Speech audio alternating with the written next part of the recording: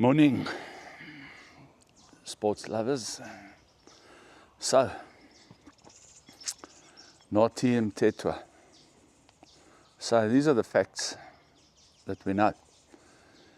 Is that his wife was struggling to get hold of him the night before. The following day, they found him at the bottom of a 22-story drop. And they also found that his window had been forced open. That's what we know as a fact at this point. What we also know as a fact is that he was named by Mkhwanazi at the Madlanga Commission. But a lot of people were named at the Madlanga Commission. Lots. Enough people to give you wiggle room. Enough people to give you enough wiggle room to wiggle your way out, especially when you have the type of political connections he has. So we have to assume that he did this to himself, right? I severely and sincerely doubt that. So, a lot of speculation going on. A lot of people speculating that he was assisted, and the reasons all seem to lead back to this commission. But I don't know if you guys have been watching me for a while, but if you go back on my videos, especially on TikTok, you will see that a couple of months ago I said, and I think I'm the only one who said it so far, that there are going to be implications, severe implications, life-threatening implications for anyone involved and connected to the October the 7th massacre, and in fact, in all likelihood, anyone involved with the RCJ matter. So before I came and made this video, I went onto the internet and I had a look at what Ambassador Mthethwa's views were and what he had to say about, in particular, the RCJ. And his views were that, and I read this from the papers, from his mouth, that regardless of anything, that South Africa must prosecute and continue to prosecute Israel for the horrific and barbaric genocidal attacks and occupation of Palestine, and especially Gaza, and what Israel has done there. And he has been exceptionally vocal about his views on this matter, as he represents the South African government. Added to this, I see that he was also involved in trying to get us cancelled from the Miss Universe pageant that was held in Israel. And he holds the radical Islamist view on Israel. Now, what I've said all along is that these people who are very vocal on this issue, but more than that, you're allowed to be vocal and you're allowed to have your opinions and your views.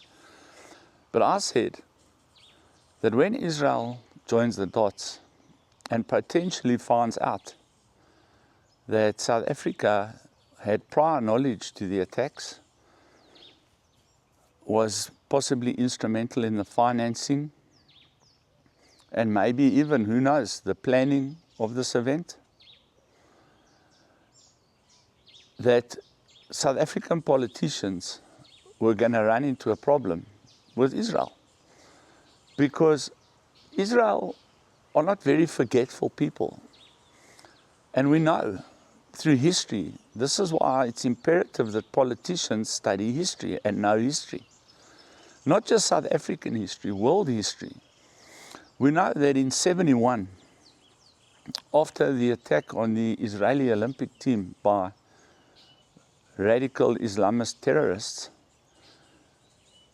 in Munich, that Israel went after every single person that not only was involved in it, but that was involved in the planning, that was involved in the financing, and in some cases were only just aware that something was coming and weren't even 100% sure what it was going to be, but didn't take the necessary actions. Every single one of those people, and in some cases even their families, were eliminated. So that's history. We know that this is where we're at. Then we had the situation in Uganda, where Islamic terrorists landed a jet full of Israeli hostages at Entebbe airport, and Israeli commandos were sent to free those hostages.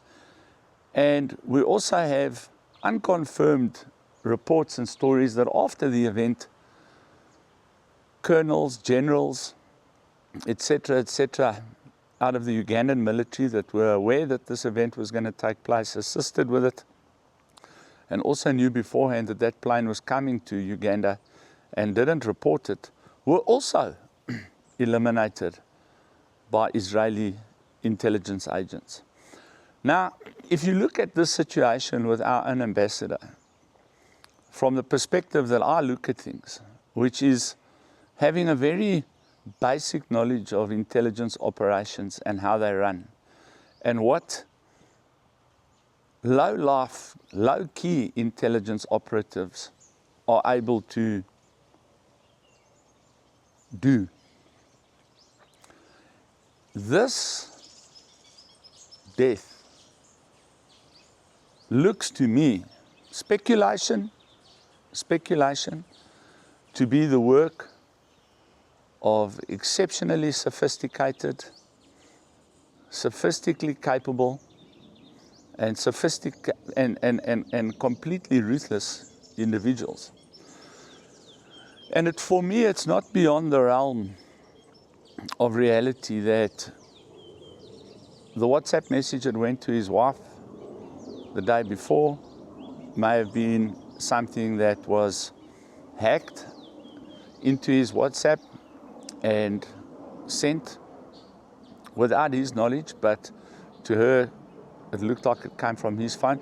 He may even have been already in some type of captivity, kidnapping situation and being forced to send that message under threat of possible retribution to his family, which is a motivating factor. And then we find out that he booked in, and then we find out that he jumped out the window. So when you look at all of these things, you know, to me, it has the fingerprints of an intelligence operation all over it. That's just to me. But I'm no expert and I'm no fool, but I did say this. I said that these people that were involved or had knowledge of this event in Israel in 2023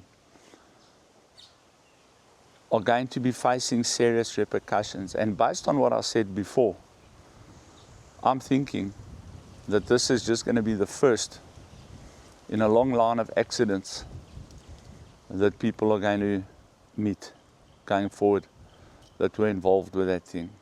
And that's my opinion, that's my view.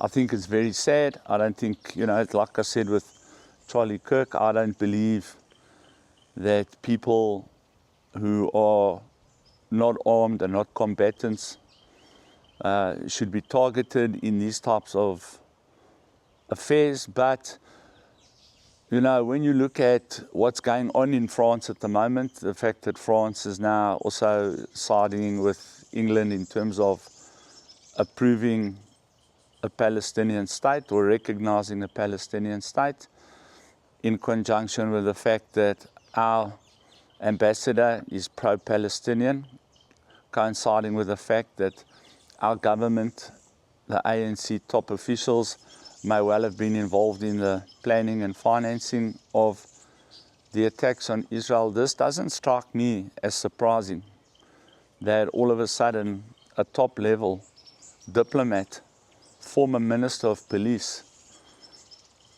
suddenly ends himself for no apparent reason, because the Madlanga Commission is just simply not a reason for him to have done that. It would take another 10 years before this guy ever had to meet any consequences, if any, from that commission. So that really makes no sense to me. The only thing that truly makes sense to me, if it wasn't just depression and he was just feeling down, you know, he was down to his last 320 million rand, and you know, couldn't deal with the fact that he couldn't put new rims on his Lamborghini, or unless he had a severe medical condition, which then the ball would be hit squarely back to the people that sent him into that position, because then he's obviously not capable of doing it.